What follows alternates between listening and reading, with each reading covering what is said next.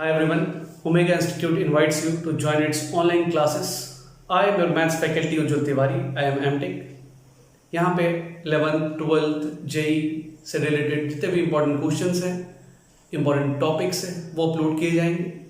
Online classes join करने के लिए आप इंस्टीट्यूट आ सकते हैं या व्हाट्सएप पे कांटेक्ट कर सकते हैं। इंस्टीट्यूट का एड्रेस और व्हाट्सएप कांटेक्ट दोनों नीचे मेंशन कर दिया गया है। जहां आपकी सुविधा हो आप वहां पे आके कांटेक्ट कर सकते हैं। Thank you so much. Now will start our topic. क्या हाल चाल है आप लोगों के? सब बढ़िया। हम लोग रिलेशन के 2 टॉपिक 3 वीडियोस देख चुके हैं। उसमें रिलेशन के सारे थ्योरी खत्म हो चुके हैं। अब हम लोग रिलेशन के प्रॉब्लम डिस्कस करेंगे।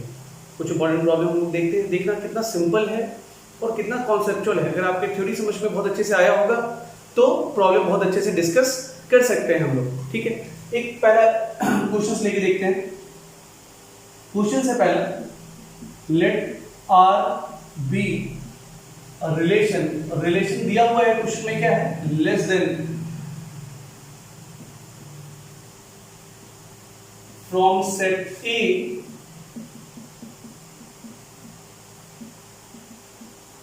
To set B. यहां पे रिलेशन क्या दिया हुआ है?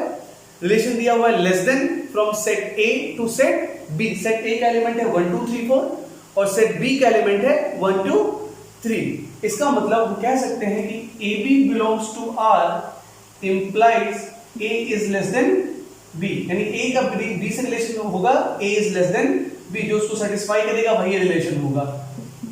Then find R of R inverse. Composition पूछ रहा है, इनवर्स भी है। यानी इस क्वेश्चन में कॉम्पोजिशन भी निकल गया और इनवर्स भी निकाल लेंगे हम लोग। देखिएगा कितना सिंपल तरीका है। ध्यान दीजिएगा। सबसे पहले तो आर निकालते हैं। ए में कितना एलिमेंट है? 4। बी में कितना एलिमेंट है? 3। तो ए क्रॉस बी में टोटल कितना एलिमेंट होगा? 4 इंटू 3, 12 एलिमेंट होगा। यानी नंबर ऑफ रिलेशन और नंबर ऑफ सबसेट, उसका वैल्यू कितना हो? 2 पे पावर 12 बहुत ज्यादा है। लेकिन हमें कौन सा चाहिए? वो रिलेशन जिसमें ए बी से क्या हो? छोटा हो। पहला वाला बाद वाले से छोटा होगा। रिलेशन ए क्रॉस बी है तो पहले ए होगा बाद में बी होगा। क्या क्या होगा आपको समझ में आ रहा है? 1 1 1 2 1 3 2 1 2 2 2 3। सबसे पहले हम लोग रिलेशन लिखते हैं। पेयर में होगा 1 1 से छोटा नहीं है, 1 2 से छोटा है बिल्कुल लिखेंगे, 1 3 से छोटा बिल्कुल लिखेंगे, 2 1 से छोटा नहीं है, 2 2 से भी छोटा नहीं है, 2 3 से छोटा है वो भी लिखेंगे, 3 1 से छोटा नहीं लिखेंगे, 3 2 3 3, 4 1 4 2 4 3 ये सब हम लोग नहीं लिखेंगे। यहां तक समझ में आया? बहुत सिंपल है। यानी a क्रॉस b में 12 एलिमेंट था, रिलेशन बनेगा 2 पे पावर 12। लेकिन हमें जो रिलेशन चाहिए लेस देन, वो उसमें सिर्फ यही 3 एलिमेंट आएंगे। यही 3 उसको सेटिस्फाई कर रहा है कि नहीं कर रहा? ध्यान से देख सकते हैं। कोई और सेटिस्फाई कर ही नहीं सकता है। पहला वाला बाद वाले से छोटा है और कोई सेटिस्फाई नहीं कर रहा। लेस देन लिखा है, लेस देन एंड इक्वल नहीं लिखा हुआ है। क्लियर है आप लोग? चलिए ठीक है। आर निकल गया, बहुत सिंपल है। आर इनवर्स कैसे निकालेंगे? सबको उल्टा कर देंगे। 2 1 3 1 3 2। यहां तक भी कोई दिक्कत नहीं है, इनवर्स भी आराम से निकल गया है। अब हम लोग देखते हैं R of R inverse. R of R inverse हमने बताया था आपको, आर ऑफ आर इनवर्स लिखते हैं, लेकिन क्या होता है? आर इनवर्स कंपोजिट आर होता है। आर ऑफ आर इनवर्स मतलब इसको क्या हुआ? R inverse composite R. R inverse composite R, जिसको हम लिखते हैं R of R inverse equals to R inverse composite R. कैसे निकालते हैं? 2 1 है, 1 2 है, तो फाइनली क्या बनेगा? 2 1 है, 1 3 है, तो यहां पे क्या बनेगा? और तो यहां से 3 1 है, 1 2 है, तो यहां पे क्या बनेगा? 3 1 है, 1 3 है, तो क्या बनेगा? 3 2 है, 2 3 है, तो 3 3 बनेगा। 3 3 ऑलरेडी लिख चुके, इसे दोबारा नहीं लिख लेंगे, बस खत्म। आर ऑफ आर इनवर्स था, इसलिए आर इनवर्स कंपोजिट आ गया। यहां से यहां देखा गया था ए से बी, बी से सी, तो ए से सी है। कंपोजिशन में यही बताया गया है, आर ए से बी है, एस बी से सी है, तो एस ऑफ आर ए से कहां होता है? सी होता है। यही बताया गया था आपको। देखिए सेम वही लिखा गया, कोई दिक्कत नहीं। अगर इसमें पूछता आर इनवर्स ऑफ आर, वो भी हम निकाल देते हैं आपको। आर इनवर्स ऑफ आर पूछता, नहीं पूछा फिर भी बता देते ताकि आपका कंफ्यूजन दूर रहे, आर इनवर्स ऑफ आर, इसका मतलब होता है आर कॉम्पोजिट आर इनवर्स, यहां से आ जाएंगे 1 से 2 कोई भी नहीं है, 2 से स्टार्टिंग किसी का नहीं, हाँ यहाँ है 1 से 2, 2 से 1 तो 1 से 1 खत्म, 1 से 3, 3 से 1 तो 1 से 1 होता ऑलरेडी है, 1 से 3, 3 से 2, 1 से 2, 2 से 3, 3 से 1 तो 2 से 1 लिखेंगे, 2 से 3, 3 से 2 तो 2 से 2 लिखेंगे, ये हो गया R inverse of R. Clear है, बहुत सिंपल है, आपका कॉन्सेप्ट अगर क्लियर है, थ्योरी बहुत अच्छे से आपने पढ़ा हुआ है तो आप क्वेश्चंस आराम से बना सकते हैं, कंफ्यूज मत होइएगा। बस आर ऑफ आर इनवर्स का मतलब होता है R inverse composite R. Clear है आप लोग, कोई दिक्कत नहीं है यहां तक, ये दोनों हमने समझा दिया आपको अच्छे से, इनवर्स निकाला समझ में आ गया, रिलेशन कैसे निकाले वो देखें, a लेस देन b था तो पहला वाला एलिमेंट बाद वाले एलिमेंट से छोटा होगा, ये लिख के बनाया गया। क्लियर है आप, कोई दिक्कत नहीं है। चलिए हम लोग अब नेक्स्ट प्रॉब्लम की तरफ जाते हैं।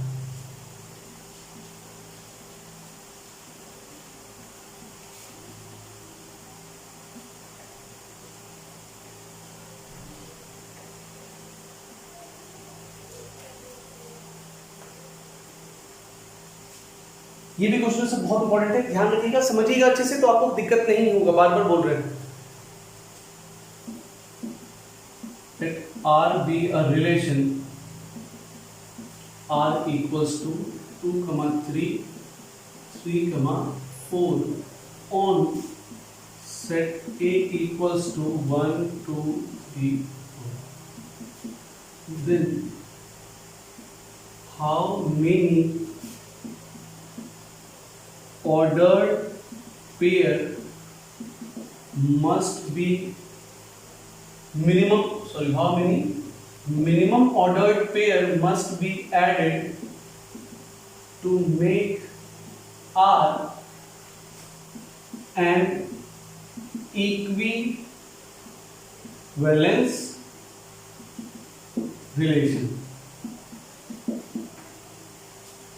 ध्यान से देखिएगा क्या क्वेश्चन लिखा हुआ है, आर के रिलेशन, दिया हुआ रिलेशन में दो एलिमेंट है, 2, 3 पेयर में एलिमेंट होगा क्योंकि जिस सेट पे लिया गया है वो सिंगल सिंगल है, 2, 3 और 3, 4 दो एलिमेंट है इसके अंदर, ऑन सेट 1, 2, 3, 4, सेट ए का मतलब A क्रॉस A, इसमें 4 एलिमेंट तो 4 क्रॉस 4 16 एलिमेंट होगा टोटल, और यहां पे सिर्फ 2 एलिमेंट लिखा हुआ है। टोटल में जो सबसे बड़ा सेट होगा A क्रॉस उसमें 16 एलिमेंट होगा, टोटल सबसेट कितना होगा 2 पे पावर 16, उसका एक सबसेट ये लिखा हुआ है। अब बोल रहा है ये फिलहाल अभी ना तो रिफ्लेक्सिव है, ना ही सिमेट्रिक है, ना ही ट्रांजिटिव है, तो ये इक्विवेलेंस कहीं से भी नहीं है, तीनों होगा तभी इक्विवेलेंस होगा। तो पूछा हाउ मेनी मिनिमम पेयर्स, यानी कितना मिनिमम नंबर ऑफ पेयर इसमें ऐड करें, minimum number of ordered pair elements के इसमें ऐड करें ताकि ऐड करने के बाद ये रिलेशन क्या बन जाए, इक्विवेलेंस रिलेशन बन जाए। इसका मतलब वो रिफ्लेक्सिव भी हो, सिमेट्रिक भी हो, एज वेल एज ट्रांजिटिव भी हो। ठीक है, एकदम सिंपल है। चलिए एकदम बेसिक से आते हैं। सबसे पहले हम लोग सबसे सिंपल क्या पढ़ते हैं, रिफ्लेक्सिव। इसमें एलिमेंट क्या है 1, 2, 3, 4, तो रिफ्लेक्सिव होने के लिए कम से कम उसमें 1, 1, 2, 2, 3, 3 और 4, 4 होना चाहिए, बाकी कुछ हो ना हो फर्क नहीं पड़ता है। रिफ्लेक्सिव होने के लिए मिनिमम क्राइटेरिया है 1, 1, 2, 2, 3, 3 एंड 4, 4 होना चाहिए क्योंकि वही 4 एलिमेंट इसमें है। अगर 4 नहीं होता तो बोलते 1, 1, 2, 2 और 3, 3 होना चाहिए। तो सबसे पहले हो जाता है, हम सबसे पहले टू मेक इट रिफ्लेक्सिव हम लोग क्या ऐड करते हैं, आर को नाम दे देते हैं हम R1, 1, 1 ऐड करते हैं, 2, 2, 3, 3 और 4, 4। पहले से क्या इसमें दो एलिमेंट ऑलरेडी है, 2, 3, 3, यानी हमने अभी कितना ऐड किया है 4 पेयर्स, यानी लिख दीजिए साथ में ताकि याद भी रहेगा, 4 पेयर्स आर एडेड। अभी ये रिलेशन जो लिखा हुआ है ये रिफ्लेक्सिव है, बिल्कुल रिफ्लेक्सिव है। सिमेट्रिक अब देखते हैं कि नहीं है, चलिए सिमेट्रिक पे आते हैं। टू मेक इट, बहुत सिंपल है, आपको बस ध्यान से समझना है खाली कॉन्सेप्ट को और फिर सवाल आ जाएगा। अब देखिए, अब यही का क्वेश्चन डिस्कस करेंगे, देखिएगा कितना सिंपल है, कुछ भी नहीं होता है सवाल में, बस आपकी कॉन्सेप्ट की बात होती है, आप कितने अच्छे से चीजों को समझते हैं और अपना बनाते हैं। हमारे समझाने का तरीका अलग हो सकता है, आपके समझ के किसी को समझाने का तरीका अलग हो सकता है, सबका अपना तरीका होता है, बस आपके समझ में आना चाहिए, आप उसको अपना बना के समझो, फिर सवाल आराम से बनेगा, फिर बोरिंग नहीं लगेगा आपको। ध्यान से देखिए, टू मेक इट सिमेट्रिक, इसका उल्टा, इसका उल्टा, इसका उल्टा, इसका उल्टा खुद होता है तो कोई दिक्कत नहीं है। 2 3 का उल्टा क्या होता है? 3 2 होना चाहिए, नहीं है, वो ऐड करेंगे। 3 4 का उल्टा 4 3, वो भी होना चाहिए, नहीं है, तो वो 2 ऐड करेंगे। तो अब जो रिलेशन बना उसका नाम दे दिया हमने R2। तो 1 1 2 2 3 3 4 4 है ही, 2 3 था, 3 4 था, तो 2 3 की जगह हमने ऐड किया 3 2, 3 4 की जगह हमने ऐड किया 4 3, यानी ये 2 एक्स्ट्रा ऐड किया, यानी कितना ऐड किया? 2 पेयर्स आर एडेड। 4 2 6, अब तक टोटल 6 पेयर हमने ऐड कर दिया है। इतना अब देखिएगा अगर, तो ये रिलेशन आपका रिफ्लेक्सिव भी है और सिमेट्रिक भी है। अब देखते हैं ये रिलेशन रिफ्लेक्सिव हो गया, वेरी गुड, सिमेट्रिक भी हो गया, वेरी गुड। अब ट्रांजिटिव है या नहीं? ठीक है, ट्रांजिटिव बनाना है इसको, ट्रांजिटिव हो गया अभी तो 6 ही आंसर हो जाएगा हमारा, 6 पेयर्स आर एडेड। ट्रांजिटिव नहीं होगा तो उसको बनाने के लिए जो भी ऐड करेंगे आखिरी वही होगा, तो total number of pair add कर देंगे, वही हमारा आंसर हो जाएगा। बहुत सिंपल है, चलिए देखते हैं। टू मेक इट ट्रांजिटिव, यही थोड़ा एक होता है, बाकी तो बड़ा सिंपल है। जितना लिखा है उसको तो हम लिख ही देते हैं कम से कम, उससे तो माइनस कर नहीं सकते, तो पहले उसको लिख देते हैं 1 1। इसको ध्यान से देखिएगा आप लोग, कोई मिस ना हो जाए, जो जो लिखा है सबको लिख दीजिए। 2 3 3 4 3 2 4, चलिए ठीक। 2 3 है, 3 4 है, 2 से 4 होना चाहिए कि नहीं होना चाहिए? A से B, B से C, तो A से C होना चाहिए। 2 से 3, 3 से 4, तो 2 से 4 होना चाहिए, 2 से 4 हम लोग इसमें ऐड कर दिया। अब यहां से देखिए 3 से 4, 4 से 3 है ही, 3 से 2, 2 से 4, 3 से 4 है ही। अब एक चीज देखिए, 2 से 4 है तो इसका सिमेट्रिक होने के लिए इसको क्या होना पड़ेगा? 4 से 2 भी होना पड़ेगा, जो नहीं है यहाँ पे, तो हम लोग फिर क्या ऐड करेंगे? 4 से 2 भी ऐड करेंगे कि नहीं ऐड करेंगे? ऐसे भी देख लीजिए, 4 से 3 है, 3 से 2 है, 4 से 3 है, 3 से 2 है, तो 4 से 2 भी होना चाहिए कि नहीं होना चाहिए? अब देख लो यहाँ पे, अब ये रिलेशन रिफ्लेक्सिव भी है, सिमेट्रिक भी और ट्रांजिटिव भी। हमने कितना ऐड किया? 2 मोर ऐड किया, 2 more pairs are added, 2 more pairs are added, 4 plus 2 plus 2, total क्या हो गया इसका answer? 8 pairs are, minimum 8 pairs are added to make it equivalence relation. समझ में आया? धीरे धीरे, रिफ्लेक्सिव सबसे आसान होता है, 1 1 जितने नंबर रहेगा उसको ऐड कर देंगे, काम खत्म। सबसे छोटा रिफ्लेक्सिव रिलेशन क्या होगा? 1 1 2 2 3 3 4 4। सबसे छोटा इक्विवेलेंस रिलेशन भी क्या होगा? 1 1 2 2 3 3 4 4। रिफ्लेक्सिव भी होगा, सिमेट्रिक भी होगा, ट्रांजिटिव भी होगा। वो तो ये रह गया 2, इसके कारण हमको इतना सारा बनाना पड़ा था। क्लियर है? रिफ्लेक्सिव आसान है, सिमेट्रिक भी बहुत आसान है। ट्रांजिटिव में आपको देखना पड़ता है A से B और B से C, अगर है तो A से C होना चाहिए, वो नहीं होगा तो हम उसको ऐड करेंगे। बस इतने चीजों का ध्यान रखते हुए देखें तो टोटल 8 पेयर से ऐड करना पड़ा। कितना सिंपल है। ऑब्जेक्टिव क्वेश्चन पूछ सकता है आपको, इसमें आपके प्रैक्टिस पर डिपेंड करता है कितना जल्दी आप बनाते हैं। ठीक, क्वेश्चंस बहुत सारे हैं, इनफाइनाइट नंबर ऑफ क्वेश्चंस हो गया। डिफरेंट बुक्स देखिएगा, डिफरेंट क्वेश्चंस मिलेंगे, डिफरेंट तरीके से सॉल्व किया गया है। आप बार बार बोल रहे हैं, हम वीडियो में पिछले 3 वीडियो से हम बोल रहे हैं कि आपका कॉन्सेप्ट बहुत क्लियर होना चाहिए। जितना कॉन्सेप्ट आपका क्लियर होगा, आपको कोई भी बुक्स बनाने में, किसी तरह के प्रॉब्लम बनाने में दिक्कतें नहीं आएंगी। दिक्कतें आएंगी तो भी कोई दिक्कत नहीं है, फिर भी हम लोग उसको फिर ओवरकम करेंगे। ठीक है, चलिए हम अगला क्वेश्चन देखते हैं। देखिए एकदम सिंपल क्वेश्चन है, लिखते हैं, देखते हैं जो बच्चे देख रहे हैं उनको क्या आइडिया लगता है। दिया हुआ है let R be a reflexive relation. देखिएगा कैसे ऑब्जेक्टिव क्वेश्चन पूछता है। आर बी, एक और सब्जेक्टिव क्वेश्चन बनाएंगे इसके बाद। R be reflexive relation on set A having n elements and let there be m ordered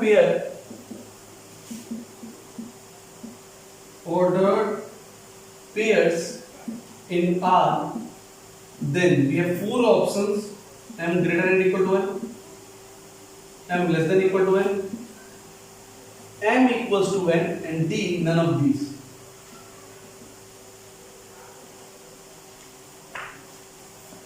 देखिए कितना सिंपल क्वेश्चन है। बहुत बच्चों को आइडिया भी लग जाता है, थ्योरी अगर अच्छे से पढ़े तो कैसे बनाते हैं, ध्यान से पढ़ना है। Are be a reflexive relation on set A. Set ए में कितना एलिमेंट है, एन एलिमेंट। पिछला हमने क्वेश्चन देखा था अभी, जो सेट था उसमें 4 एलिमेंट था, 1 2 3 4। तो जो सबसे छोटा रिफ्लेक्सिव रिलेशन होगा जो बनेगा उसमें कम से कम 1 1 2 2 3 3 4 4 यानी कितना एलिमेंट होना चाहिए, 4 ऑर्डर पेयर कम से कम होना चाहिए, ज्यादा भी हो सकते हैं। उस रिफ्लेक्सिव रिलेशन में कम से कम 4 जरूर होने चाहिए ऑर्डर्ड पेयर।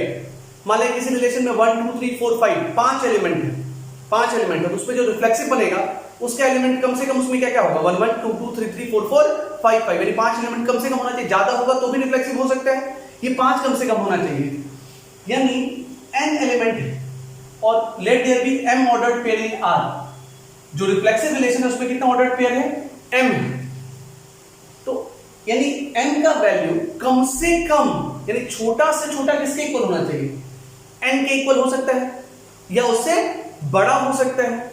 अब तुम ही सोचो, एग्जांपल लेके बताते हैं। एक सेट है, a में एलिमेंट है 1 2 3, तुम रिफ्लेक्सिव रिलेशन बोलोगे, सबसे छोटा रिफ्लेक्सिव रिलेशन क्या बोलोगे, 1 1 2 2 3 3, कितना एलिमेंट है, 3। नहीं, जितना उसमें एलिमेंट है उतना उसके ऑर्डर पेयर में एलिमेंट रहा। अच्छा, उसमें कुछ और जोड़ दो, 1 2 जोड़ दो, तो भी वो रिफ्लेक्सिव रहा कि नहीं रहा। अब तुम्हारे रिफ्लेक्सिव रिलेशन में कितना ऑर्डर पेयर है, 4, लेकिन एलिमेंट कितना है, 3। तो जो मेरा पेयर है वो ज्यादा हो सकता है, लेकिन नंबर ऑफ पेयर कम से कम नंबर ऑफ एलिमेंट के इक्वल होगा ही होगा, ज्यादा हो सकता है। रिफ्लेक्सिव रिलेशन में 1 1 2 2 3 3 के अलावा कुछ और भी हो सकता है, नंबर ऑफ ऑर्डर्ड पेयर ज्यादा हो सकता है, लेकिन जो सबसे छोटा ऑर्डर्ड पेयर होगा वो कम से कम कितना होगा, 3 तो होगा। m का जो सबसे छोटा वैल्यू होगा वो किससे इक्वल होगा, n के इक्वल होगा या उससे बड़ा हो सकता है। ऑप्शन क्या हो गया, कितना सिंपल है। फिर से दोबारा बोल देते हैं जो कंफ्यूज हो जाते हैं। एक सेट A है, उसमें अगर एलिमेंट 1 2 3 है तो उसका जो रिफ्लेक्सिव रिलेशन बनाइएगा उसमें जो ऑर्डर्ड पेयर लिखिएगा, सबसे छोटा अगर लिखना चाहते हैं तो कम से कम 1 1 2 2 3 3 तो लिख ही देते हैं। बाकी और भी एलिमेंट आप उसमें ऐड करना चाहे जोड़ सकते हैं। जो ऑर्डर्ड पेयर है उसमें जो नंबर ऑफ ऑर्डर्ड पेयर है वो ज्यादा हो सकता है नंबर ऑफ एलिमेंट से, लेकिन कम से कम कितना इक्वल होना चाहिए, उसके इक्वल होना चाहिए या उससे ज्यादा हो सकता है। यानी number of ordered pair number of element के इक्वल या उससे ज्यादा हो सकता है, n greater than equal to n। एकदम सिंपल क्वेश्चन है कि नहीं, बहुत सिंपल है। चलिए ठीक, आप क्वेश्चन देखिए, आपको रिलेशन देखिए बोल सकता है ये सिमेट्रिक है, ट्रांजिटिव है, रिफ्लेक्सिव है, क्या ऐड करेंगे तो हो जाएगा, उस तरह क्वेश्चन हम डिस्कस कर चुके हैं। अब एक एग्जांपल और देखिए,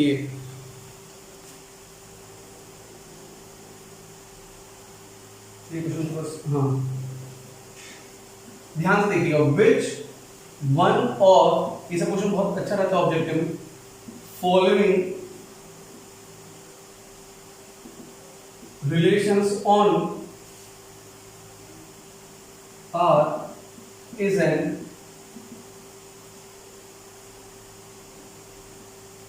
equivalence relation। पहला, A relation B implies double implies mod A equals to mod B, ये पहला रिलेशन। दूसरा, A और B के बीच में दूसरा रिलेशन उसको R2 से लिखा गया है, वो है A greater than equal to B। A relation B, A divides B। ये अगर बन जाएगा इसमें सारा रिलेशन है, आपको खुद ही पता चलेगा कौन क्या है। ऊपर रब कर देते हैं,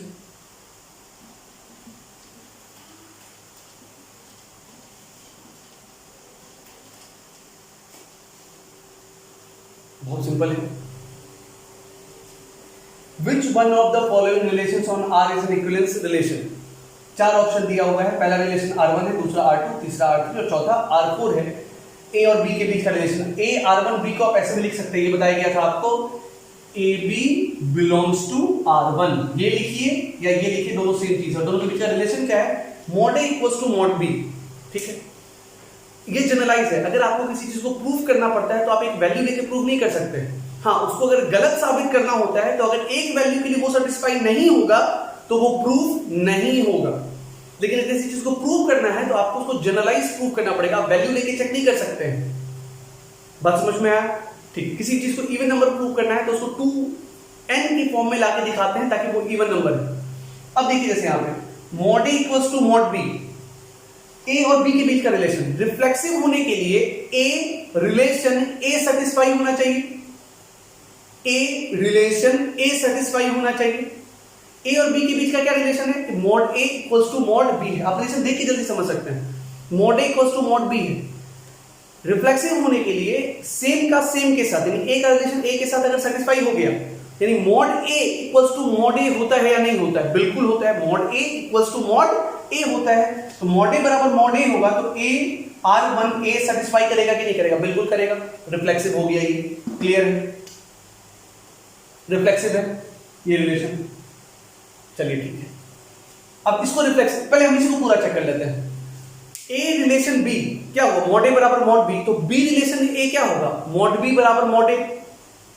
ए रिलेशन बी अगर हुआ मॉड ए बराबर मॉड बी, तो बी रिलेशन ए क्या होगा, मॉड बी बराबर मॉड ए। अच्छा, mod A equals to mod B है, which implies mod B equals to also mod A, तो मॉड ए बराबर मॉड बी को हम मॉड बी बराबर मॉड ए लिख सकते हैं, यानी ये रिलेशन मेरा क्या होगा, सिमेट्रिक भी होगा कि नहीं होगा। अगर ए बी के बराबर है तो बी भी तो ए के बराबर है, तो तुम्हारा रिलेशन सिमेट्रिक भी हुआ कि नहीं हुआ। Mod A equals to mod B, mod B equals to mod C, A और बी के बीच का रिलेशन होगा मॉड ए बराबर मॉड बी, बी और सी के बीच का रिलेशन होगा, यानी अगर आप लिखते हैं A relation B equals to mod A बराबर mod B and B relation C mod B बराबर मॉड सी, तो फ्रॉम 1 and 2 हम बोल सकते हैं मॉड ए बराबर मॉड सी, और मॉड ए बराबर मॉड सी होगा, इसका मतलब ए का रिलेशन किसके साथ हो रहा है, सी के साथ, यानी A relation B and B relation C implies A relation C, तो तुम्हारा रिलेशन ट्रांजिटिव भी हुआ कि नहीं हुआ, यानी ए का बी से रिलेशन सेटिस्फाई है और बी का रिलेशन सी से अगर सेटिस्फाई है, विच इंप्लाइज ए का रिलेशन किससे सेटिस्फाई हो रहा है, सी से, देन रिलेशन इज ट्रांजिटिव। इसका मतलब आपका रिलेशन रिफ्लेक्सिव भी है, सिमेट्रिक भी है, ट्रांजिटिव भी है। बात समझे, तो ये रिलेशन क्या हुआ, इक्विवेलेंस रिलेशन हुआ कि नहीं हुआ। लेकिन अगर एडवांस के क्वेश्चंस की बात करते हैं तो उसमें एक से ज्यादा ऑप्शन भी करेक्ट होता है। अगर मेंस की होती तो हम तो कह सकते थे कि भाई एक ऑप्शन करेक्ट है, तो बाकी 3 चेक करने का जरूरत भी नहीं है अपने में, है कि नहीं है। लेकिन बाकी देख लो, बहुत सिंपल है। रिफ्लेक्सिव की बात करते हैं, a greater than equal to a मान सकते हैं, 3 ग्रेटर देन इक्वल टू 3 मान सकते हैं क्योंकि इक्वल का साइन है वहां पे। a greater than equal to b, b greater than equal to a, ऐसा तो पॉसिबल नहीं हो सकता है। a greater than equal to b and b greater than equal to a, मतलब 4 2 से बड़ा है और 2 भी 4 से बड़ा है, ये रिलेशन सिमेट्रिक तो कभी नहीं हो सकता है। रिफ्लेक्सिव है, सिमेट्रिक नहीं है, तो ट्रांजिटिव चेक करने की जरूरत नहीं है, क्योंकि हमको यहां पूछा इक्विवेलेंस। अगर वो तीनों में से कोई एक नहीं होगा तो वो इक्विवेलेंस नहीं होगा। a डिवाइड्स b, अब ये रिलेशन ये तुम लोग को बता चुके हैं पहले। अगर हम रिफ्लेक्सिव चेक करना है तो a का रिलेशन a के साथ चेक करेंगे, तो a divides a divides a, reflexive है, बिल्कुल a divided. a divides b which implies b divides a, symmetric ऐसा तो पॉसिबल नहीं हो सकता है हर टाइम पे।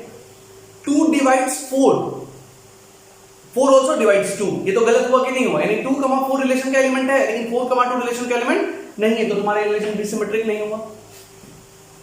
a लेस देन b, ये तो रिफ्लेक्सिव ही नहीं है, तुम अगर b की जगह a लिखोगे तो a less than a satisfy ही नहीं कर रहा है, तो तुम्हारा रिलेशन रिफ्लेक्सिव ही नहीं है। बात समझे, तो तुम्हारा ये रिलेशन ही है जो रिफ्लेक्सिव भी है, सिमेट्रिक भी और ट्रांजिटिव भी है, therefore it is an equivalence relation. बात समझ में आया कि नहीं आया। लिखने का तरीका है, ये तो ऑब्जेक्टिव है इसलिए आप ऐसे भी आराम से चेक कर सकते हैं, तो एकदम लिखने का तरीका है। एक सब्जेक्टिव क्वेश्चन हम लोग डिस्कस करेंगे नेक्स्ट वीडियो में, तो उसको बता दिया जाएगा। इसके बाद एक फंक्शन टॉपिक लेंगे, फिर वो बताएंगे, ठीक है। अभी आपको ये समझ में आया कि नहीं आया, ये वो ऑब्जेक्टिव बनाने का तरीका आराम से, इसको लिखने का तरीका भी है। ये तो ऑब्जेक्टिव पूछा था इसलिए हमने ऐसे बना लिया है इसको। एक सब्जेक्टिव क्वेश्चन डिस्कस करेंगे, उसमें लिखने का तरीका कैसे लिखा जाता है, मेन लॉजिक वो हम आपको बता देते हैं। रिलेशन 2 एलिमेंट के बीच में है, ठीक है। ये a का रिलेशन अगर a के साथ है, या x का रिलेशन x के साथ है, p का रिलेशन p के साथ सेटिस्फाई हो रहा है, तो वो रिफ्लेक्सिव होगा। a का रिलेशन b के साथ है, मान के चलते हैं, विच इंप्लाइज b का रिलेशन किसके साथ, a के साथ है। रिलेशन क्वेश्चन में ऑलरेडी दिया रहता है, तो b का रिलेशन अगर a के साथ हुआ तो वो सिमेट्रिक होगा, नहीं हुआ तो नहीं होगा। a का रिलेशन b के साथ, ये मान के चलेंगे, b का रिलेशन c के साथ, ये भी मान के चलेंगे, और प्रूव करेंगे कि a का रिलेशन किसके साथ है, c के साथ। प्रूव हुआ तो ट्रांजिटिव होगा, नहीं प्रूव हुआ तो ट्रांजिटिव नहीं होगा। यही लॉजिक होता है प्रूव करने का, कोई रिलेशन इक्विवेलेंस है या नहीं है। लेकिन अगर हमको इतना सवाल बनाते बनाते प्रैक्टिस हो गया कि हम पता कर सकते हैं कि कौन सिमेट्रिक है कौन नहीं है। अगर नहीं है तो तुम कोई एग्जांपल लेके शो कर सकते हो, जैसे इसको, जैसे a लेस देन b है, a लेस देन b है तो 2, 4, 2 रिलेशन 4, 2 लेस देन 4 सेटिस्फाई हो रहा है, 2 लेस देन 4 सेटिस्फाई हो रहा है, 4 लेस देन 2 सेटिस्फाई होगा नहीं होगा। इसका मतलब 2, 4 तो इसका एलिमेंट है, लेकिन 4, 2 इसका एलिमेंट नहीं है, तो ये सिमेट्रिक नहीं हुआ। तो नहीं अगर प्रूव करना है तो आप कोई भी एग्जांपल लेके शो कर सकते हैं, इवन बोर्ड एग्जाम में भी। अगर नहीं है, लेकिन अगर वो है सिमेट्रिक, किसी ये सिमेट्रिक है, तो इसको आप एग्जांपल लेके सॉल्व नहीं कर सकते हैं। इसको आपको प्रॉपर रीजन कि mod A equals to mod B implies mod B also equals to mod A, which implies B is related to A, therefore relation is symmetric। ऐसे लिखना पड़ेगा पूरा, समझ में आया? ऑब्जेक्टिव है तो नहीं लिखे इसलिए चलेगा, कोई दिक्कत नहीं है। नेक्स्ट वीडियो में एक सब्जेक्टिव क्वेश्चंस बनाएंगे, उसमें सारा प्रोसेस लिखने का तरीका और कुछ और क्वेश्चंस डिस्कस करेंगे हम लोग, ठीक है। हम एक सिंपल क्वेश्चन एक और कर लेते हैं, वो जेई का है 2010 का, वो देख लीजिए आप। एक है बस सिंपल एकदम, 2 मिनट लगेगा। फिर नेक्स्ट में एक सब्जेक्टिव क्वेश्चंस डिस्कस करेंगे, तो उसमें आप लोगों को सारी चीजें बता दी जाएगी। जैसे एक रिलेशन है x relation y plus x equals to alpha y, where alpha is a rational number and xy belongs to real number। तो पूछा है ये रिलेशन रिफ्लेक्सिव, सिमेट्रिक, ट्रांजिटिव क्या है क्या नहीं है। अगर तीनों हो गया तो इक्विवेलेंस हो जाएगा।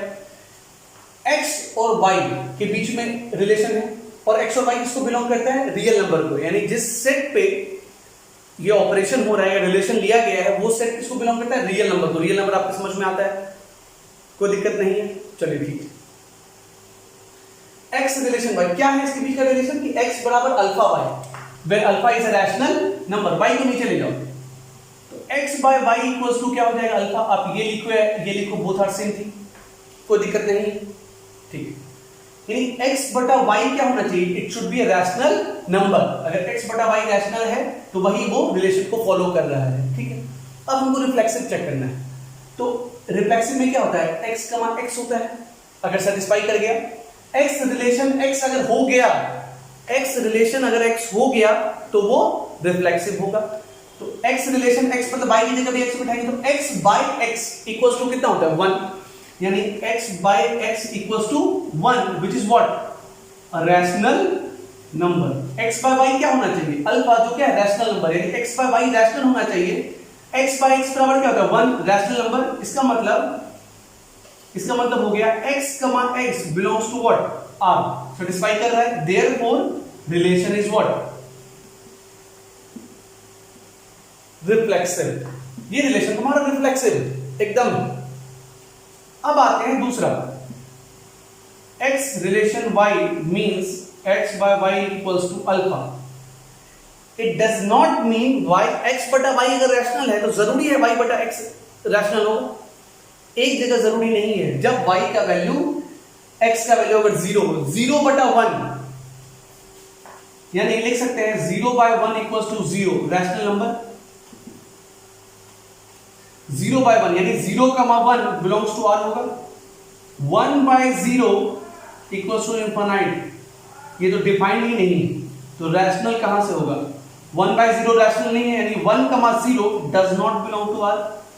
यानी 0,1 रिलेशन को बिलोंग करता है, क्योंकि 0 बाय 1 रैशनल है, लेकिन 1,0 रिलेशन को बिलोंग नहीं करता है, क्योंकि 1 बाय 0 रैशनल नहीं होता है। यानी 0,1 belongs to R and 1,0 does not belong to R। इसका मतलब तुम्हारा रिलेशन सिमेट्रिक नहीं है। तो अगर रिफ्लेक्सिव की बात करते हैं तो तुम्हारा रिलेशन है, सिमेट्रिक की बात करते हैं तो तुम्हारा रिलेशन सिमेट्रिक नहीं है। क्यों नहीं है समझ में? बस इसी एक वैल्यू के लिए। अगर 2/3 रैशनल है तो 3/2 भी रैशनल होगा, बाकी सब में है। लेकिन 0,1 रिलेशन का एलिमेंट है तो 1,0 भी होना चाहिए कि नहीं होना चाहिए, लेकिन वो नहीं है, इसलिए सिमेट्रिक नहीं है। अब आता है, हम एग्जांपल लेके शो कर दिए कि नहीं? आराम से बिल्कुल कर दिए, क्योंकि नहीं था, लेकिन होने के लिए आपको कंडीशन के साथ जाना पड़ेगा, transitive. x relation y means x बटा y equals to rational number. x relation y, ठीक है, ये दिया हुआ है। if वाई रिलेशन जेड, इसका मतलब वाई बटा जेड भी क्या होगा, रैशनल होगा। एक्स का रिलेशन वाई के साथ रैशनल, एक्स बटा वाई अल्फा रैशनल, वाई का रिलेशन जेड के साथ मान के चलते हैं तो वाई बटा जेड भी ऐसे मल्टीप्लाई कर दे, 1 इंटू 2 कर दे, X by Y into Y बटा जेड क्या हो जाएगा, X by Z alpha into beta, दो रैशनल मल्टीप्लाई होगी क्या देगा, रैशनल ही देगा, यानी एक्स बटा Z equals to what, rational. X बटा जेड रैशनल है यानी एक्स रिलेटेड टू जेड और नॉट, एक्स बटा जेड रैशनल है, इसका मतलब X is related to Z और नॉट। एक्स का रिलेशन वाई के साथ है, वाई का रिलेशन जेड के साथ है, विच इंप्लाइज एक्स का रिलेशन जेड के साथ है, तो ये रिलेशन क्या हुआ, ट्रांजिटिव हुआ, यानी जो दिया गया रिलेशन है वो रिफ्लेक्सिव है, ट्रांजिटिव है, लेकिन सिमेट्रिक नहीं है। ठीक है, समझ में आया आप लोगों को। नेक्स्ट वीडियो में हम लोग एक दो सब्जेक्टिव क्वेश्चंस भी डिस्कस करेंगे और वो रिलेशन का आखिरी होगा। उसके बाद कुछ 11th के कोऑर्डिनेट्स के टॉपिक भी डिस्कस करेंगे, 12th में फंक्शन डिस्कस करेंगे। बाकी चीज़ों के लिए आप इंस्टीट्यूट आ सकते हैं, इंस्टीट्यूट का एड्रेस व्हाट्सएप कॉन्टैक्ट नीचे आ रहा होगा, आप यहाँ पे आके मिल सकते हैं। Thank you so much.